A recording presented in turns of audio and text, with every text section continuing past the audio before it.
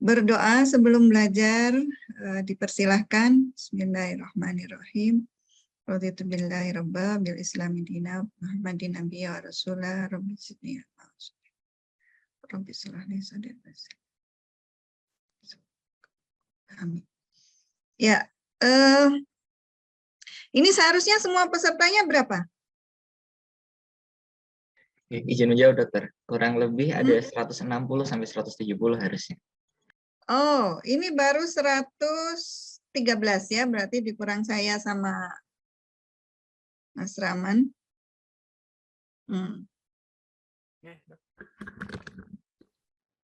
Gimana ini? Belum mencapai kuota? Dimulai aja nggak apa-apa, dok. Iya, biar. Oke, ya, saya mulai aja. Ya, izin share screen. Monggo dok, sudah di co-host.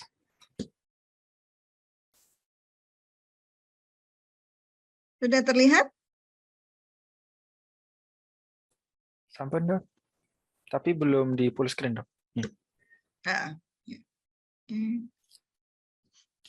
Ya,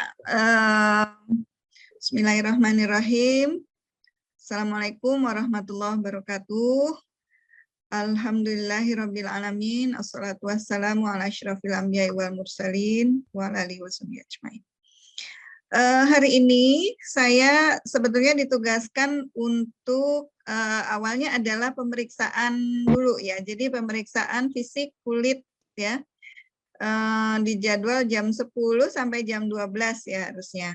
Nah, cuma ini kebetulan saya sedang di rumah sakit ya, nanti memotong jadwal praktek saya terlalu lama. Saya balik jadinya, jadi yang saya sampaikan dulu yang tentang kandidiasis, kemudian mohon maaf jadinya kalian kuliah sore ya, jam 3:15 ya, nanti insya Allah ya bertemu kembali. Ya, jadi kalau dilihat di jadwal, mungkin kalian lihat jadwalnya 2 jam ya, tapi kandidiasis itu tidak terlalu banyak yang disampaikan, jadi saya kira 1 jam akan cukup waktunya. Untuk dermatomikosis yang lainnya, tinea-tineaan, itu dibahas di tutorial ya, kalau nggak salah. Ya, jadi untuk kuliahnya hanya yang terkait dengan kandidiasis ya. Kalau nanti ada istilah-istilah UKK yang belum saya jelaskan, nanti coba disimpan aja dulu, dimakan aja dulu, ditelan aja dulu, nanti sore pada saat penjelasan untuk pemeriksaan UKK baru mungkin kalian bisa pahami. Baik. Secara umum infeksi jamur itu ada infeksi jamur kulit dan adnexa sebetulnya ya, semua aksesoris kulit. Dan infeksi jamur sistemik. Ya, walaupun hal ini sebetulnya sangat-sangat langka ya, tapi bisa terjadi ya. Jadi infeksi jamur sistemik itu berarti dia mengenai organ-organ dalam ya, karena disebarkan secara sistemik. Jadi termasuk di sini misalnya jika ditemukan jamur di jaringan sistem saraf ya, dan jamur di bagian tubuh yang lain ya, tapi itu memang jarang sekali. Jadi biasanya orang-orang dengan imunosupresi yang sangat berat itu yang sampai seperti itu. Nah, saya diberi bagian untuk menjelaskan tentang kandidiasis yang sebetulnya merupakan sebagian besarnya itu merupakan infeksi jamur kulit ya, walaupun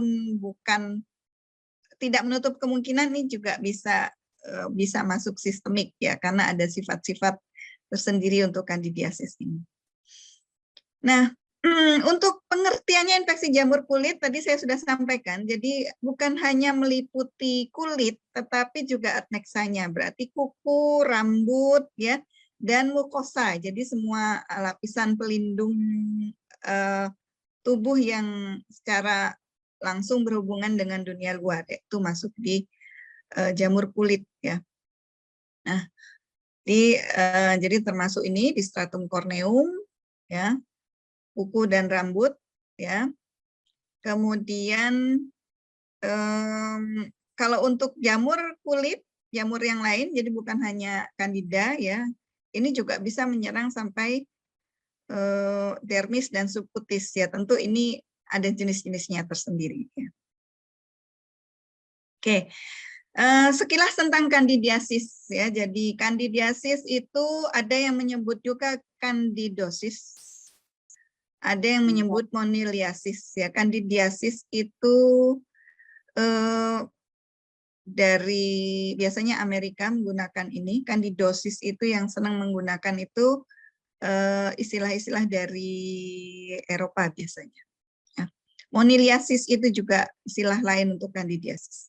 Tapi secara umum yang mayoritas digunakan di Indonesia adalah kandidiasis. Ya. Etiologinya adalah spesies Candida. Jadi ini macam-macam ya. Ada Candida albicans yang paling terkenal, kemudian Candida glabrata, Candida tropicalis, Candida parapsilosis, dan lain-lain. Perlu diingat bahwa jenis Candida tertentu itu merupakan flora normal pada kulit dan mukosa. Ya, jadi di mulut misalnya itu secara normalnya memang ada Candida ya yang merupakan bagian dari mikrobiom di mukosa mulut. Ada juga Candida yang menjadi bagian dari mikrobiom di vagina. Nah, tentu dalam kondisi normal, artinya ya dia sebagai flora normal yang ada di situ, itu tidak menimbulkan keluhan penyakit. Tapi kalau ada sesuatu yang menyebabkan overpopulasi misalnya, atau kemasukan populasi spesies yang lain yang patogenisitasnya lebih besar, itu mungkin baru menimbulkan keluhan. Secara umum untuk kandidiasis di kulit ini ada yang superficial ya, ini tadi yang saya sebut ya, jadi ada jamur sistemik, ada yang superficial yang di kulit dan lapisan epitel. Oke. Nah, ini ya tadi yang saya sebutkan. Jadi ini merupakan flora normal ya, pada mukosa mulut, gastrointestinal, dan vagina. Nah, Candida ini merupakan jamur polimorfik, artinya dia bisa ditemukan dalam dua bentuk, bisa dalam bentuk yeast ya, atau pseudohifa atau hifa ya. Jadi yeast itu nanti bulat-bulat seperti spora ya. Pseudohifa dia akan memanjang-manjang sehingga mirip-mirip hifa ya, tapi juga ternyata bisa benar-benar bentuk hifa. Kalau dicat gram Candida ini ternyata adalah gram positif ya sifatnya. Untuk penelitiannya biasanya dari kultur ya, untuk kultur itu digunakan umumnya agar saboro, walaupun bisa juga ada jenis agar yang lain juga dia bisa tumbuh, tapi umumnya yang sering dipakai adalah agar saboro ya. Yang tanda khasnya itu biasanya ada maserasi atau erosi eritem dengan pustul dan skuamasi. Pustul biasanya di sekitar ini, jadi tidak di tengah umumnya ya. Kalau kita mencari pustul pada kandidiasis, cari di area tepinya. Ya. Kemudian juga ada lesi satelit vesikopustul. Jadi bukan hanya di bagian yang masih area merah ini, tetapi juga sampai di area luarnya, sehingga disebut lesi satelit. Ya.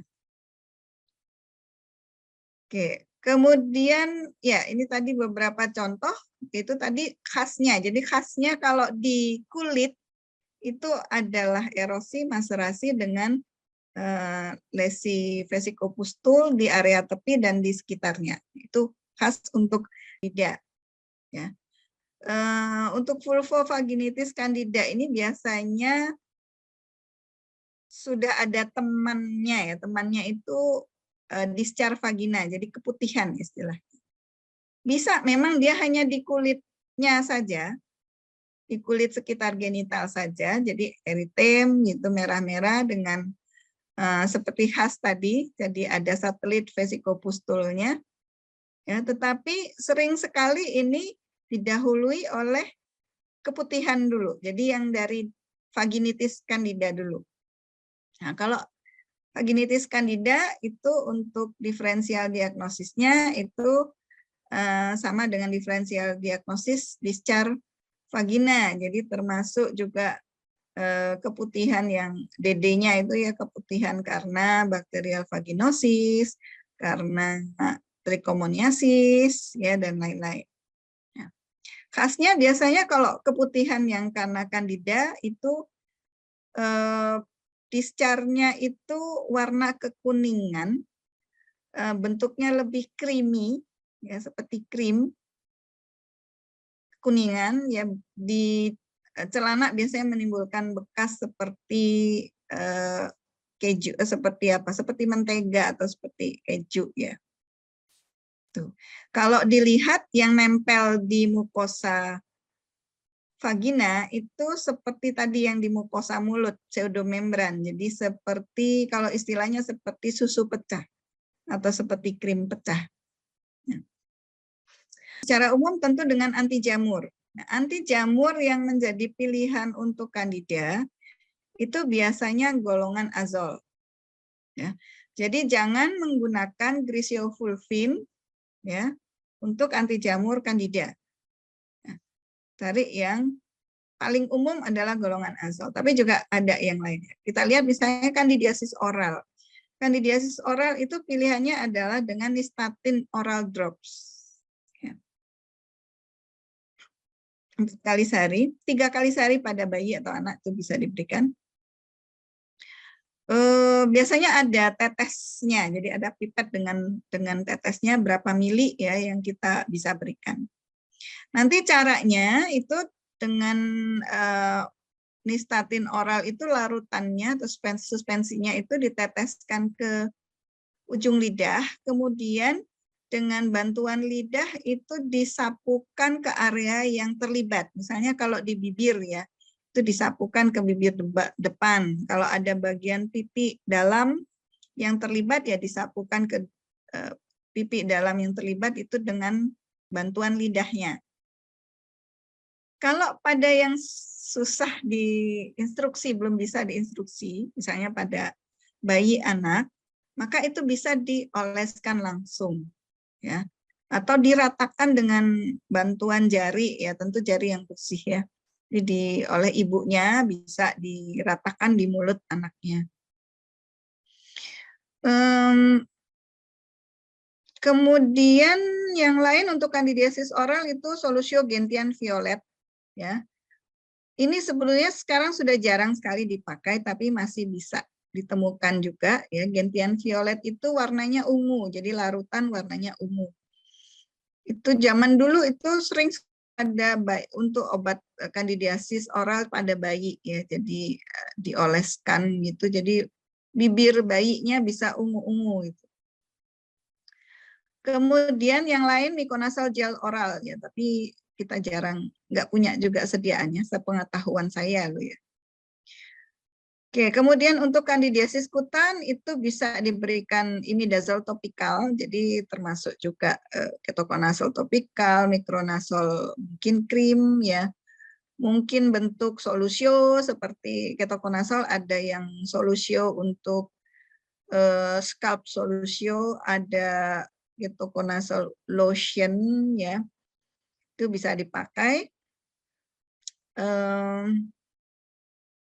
Ya, yang bentuk powder itu terutama untuk area lipatan ya, dan biasanya sifatnya sebagai adjuvan, jadi bukan obat utama, ada obat utama yang lain biasa. Oke, kemudian untuk balanitis, balanopostitis itu bisa diberikan topikal saja atau bisa ditambah dengan anti jamur sistemik. Ya.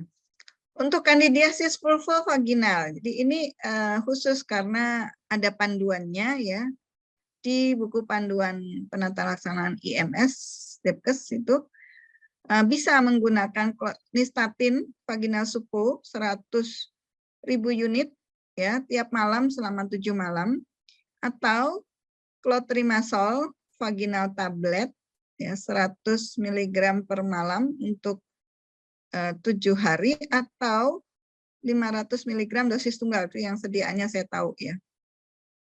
Mungkin pada saat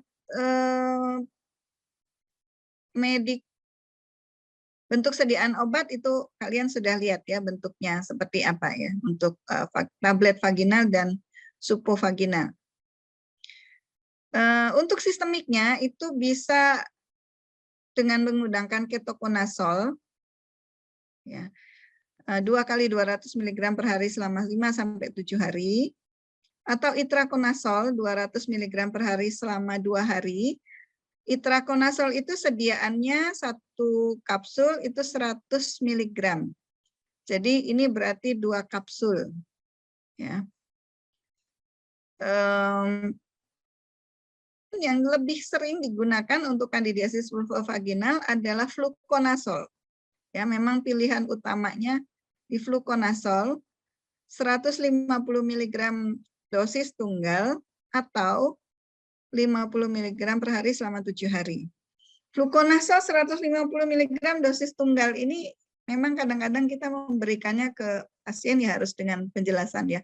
Ini memang obatnya hanya 1 dan diminumnya juga hanya 1 ya.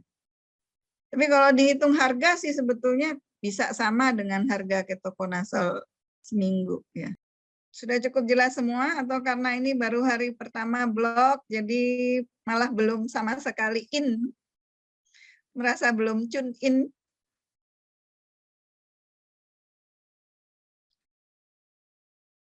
Permisi dokter, izin bertanya. Oh, oke. Ya. Ini dokter mau izin bertanya dok, sebelumnya terima kasih atas materinya.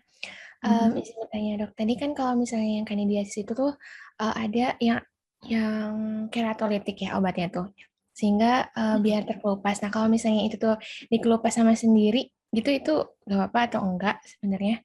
Terus apakah kriterianya itu tuh kalau misalnya di mulut tuh apakah mudah berdarah atau gimana gitu? Terima kasih dokter. Ya, pertama keratolitik itu mengelupasnya nggak kayak nggak kayak kita ngupas apel ya. Jadi keratolitik itu membantu untuk membuat suasana sehingga desmosom ya, ikatan antar sel di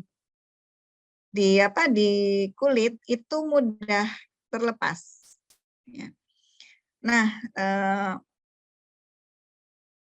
jadi dia melepasnya itu pelan-pelan ya. Jadi tidak kemudian semua lapisan langsung. Jadi kalau kayak kita ngelupas, kalau bayanganmu seperti mengelupaskan apel gitu kan, kalau dikelupas sendiri ya. Jadi kayak ngelupas apel itu sekaligus ya berapa lapis. Akibatnya apa resikonya? Resikonya luka. Karena terlalu dalam. Kalau pada pemberian keratolitik itu dengan melepas selapis demi selapis ya, itu merangsang bawahnya naik. Bawahnya naik itu berarti pembelahan sel di bawah diikuti pembelahan sel di bawah, sehingga yang lepas itu lebih cepat digantikan juga oleh bawahnya. Jadi diharapkan bawahnya itu tidak atau belum terinfeksi jamur. Nah, sehingga memang dia harus rutin pemakaiannya. Kalau misalnya kita mengelupasnya selapis di bawah tumbuh selapis kan naik dan jamurnya tidak punya waktu untuk menginvasi yang baru, yang sehat, yang normal di bawah itu, maka kita harapkan nanti lama-lama itu dia digantikan oleh sel-sel yang tidak berjamur. Nah, seperti itu ya. Jadi diharapkan itu cukup cepat jadi kecepatan pengelupasannya, pelepasan selnya itu diharapkan lebih cepat jadi ketimbang kecepatan invasi jamur. Gitu. Kemudian tadi pertanyaan yang berikutnya yang mana apa tadi, Raisa? Ini dokter yang kandidiasis oral, yang ciri khasnya kalau misalnya berdarah atau tidak ya. Iya. Kalau kandidiasis oral yang bentuk pseudomembran itu biasanya tidak berdarah. Jadi dikelupas, kamu melakukan swab misalnya dengan menggunakan cotton buds ya, ambilin, kan biasanya kalau untuk salah satu pemeriksaan penunjang itu kan swab dari pseudomembran ya, dari kalau mukosa oral. Itu di swab, itu akan pseudomembrannya itu akan ikut ke cotton buds-nya, tapi di bawahnya tidak berdarah biasanya. Nah, beda dengan leukoplakia. Jadi itu yang membedakan antara pseudomembran dengan leukoplakia. Kalau pada leukoplakia itu membrannya itu lengket ke dalamnya, sehingga kalau kita paksa lepas itu bawahnya berdarah. Tapi kalau pseudomembran yang kandida itu tidak berdarah.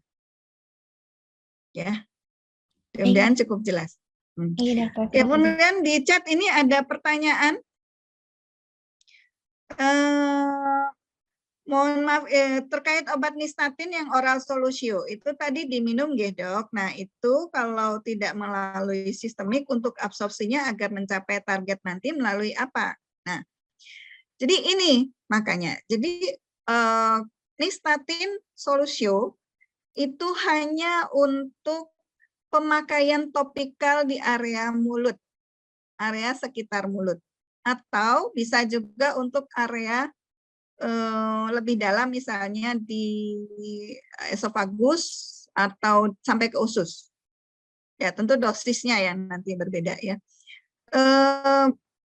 Tidak diabsorpsi karena dia bekerjanya cuma di permukaan saja. Ya. Jadi sama saja seperti kalau di kulit itu cuma ngoleskan krim gitu. Sama ya, cuma ini karena di mulut ngoleskannya bentuk cairan ya. Kemudian diratakan dengan dengan lidah gitu. Jadi sama, ini bekerjanya topikal. Sehingga kalau kamu menggunakan, jadi kamu tidak bisa menggunakan kandidiasis solusio oral untuk kandidiasis vulvovaginal. Karena apa? Karena nggak nyambung. Paham? Paham ya? Jadi kalau menggunakan sesuatu obat sistemik untuk mengobati kandidiasis vagina, itu berarti dia harus diabsorpsi.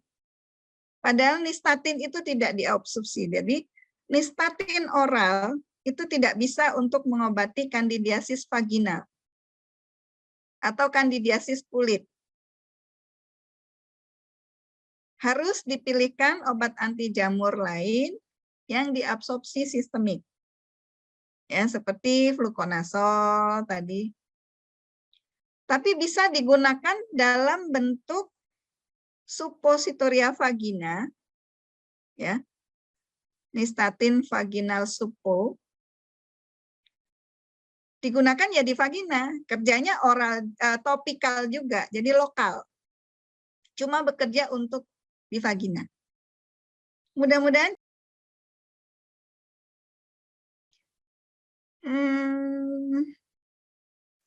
kalau tidak salah tadi golongan azol bersifat fungistatik, ya, menghambat tidak membunuh. Nah, sedangkan terbinafin fungisida. Keduanya dapat digunakan untuk kandidiasis. Sebenarnya terapi lini pertama yang tepat yang mana, nggih, Dok? Apakah obat terbinafin ini digunakan untuk kasus yang lebih berat atau memang hanya alternatif dari azol saja? Ya. Obat-obat dari golongan yang sama, ya, itu bisa direkomendasikan untuk kondisi yang berbeda karena beda di sifat absorpsi, sifat ikatannya dengan keratin dan sebagainya. Ya, jadi kalau kita lihat untuk kandidiasis misalnya, untuk kandidiasis vulvovaginal itu rekomendasinya pertama fluconazole atau itraconazole, bukan terbinafin. Nah, ini mungkin karena dia kadarnya di mukosa lebih banyak. Ya. Untuk terbinafin itu banyak, terutama direkomendasikan untuk onychomycosis, ya, atau kalau pada dermatofitosis itu yang walaupun di dermatitis tinea corporis itu juga bisa. Ya, kenapa? Karena terbinafin, itraconazole ini dia retain-nya atau kadarnya di epidermis itu tinggi. Dia bisa berikatan dengan keratin lebih kuat, ya. Lama tinggalnya di epidermis atas di bawah sternum corneum itu lebih lama. Nah, jadi kalau kita lihat untuk terapi-terapi jamur kuku misalnya, itu itraconazole bisa diberikan dengan pulse dose.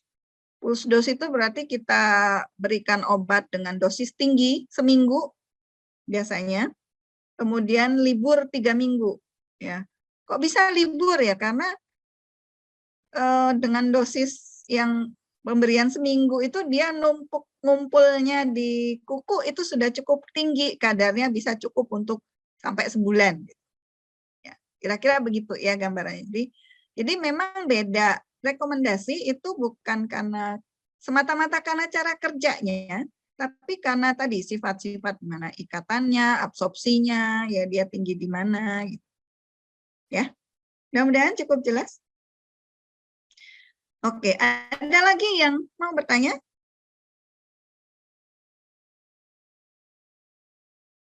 Tidak ada? Baik, kalau tidak ada, mungkin untuk kandidasi saya akhiri. Insya Allah nanti sore ya, habis asar ya. Sekitar 3:30 lah ya, asarnya kan sekarang agak molor ya. Oke, mudah-mudahan apa yang disampaikan hari ini bermanfaat buat kita semua. Kalau ada salah saya mohon maaf. Kita akhiri dengan doa penutup majelis. Subhanakallahumma wa bihamdika asyhadu an la ilaha illa anta astaghfiruka wa atubu ilaik. Terima kasih. Assalamualaikum warahmatullahi wabarakatuh. Waalaikumsalam warahmatullahi wabarakatuh. Liv ya. Mas Rahman, terima kasih. Terima kasih, Dok. Oke, Dok. Sama-sama, Dok. Terima kasih, Dok. Terima kasih banyak, Dok.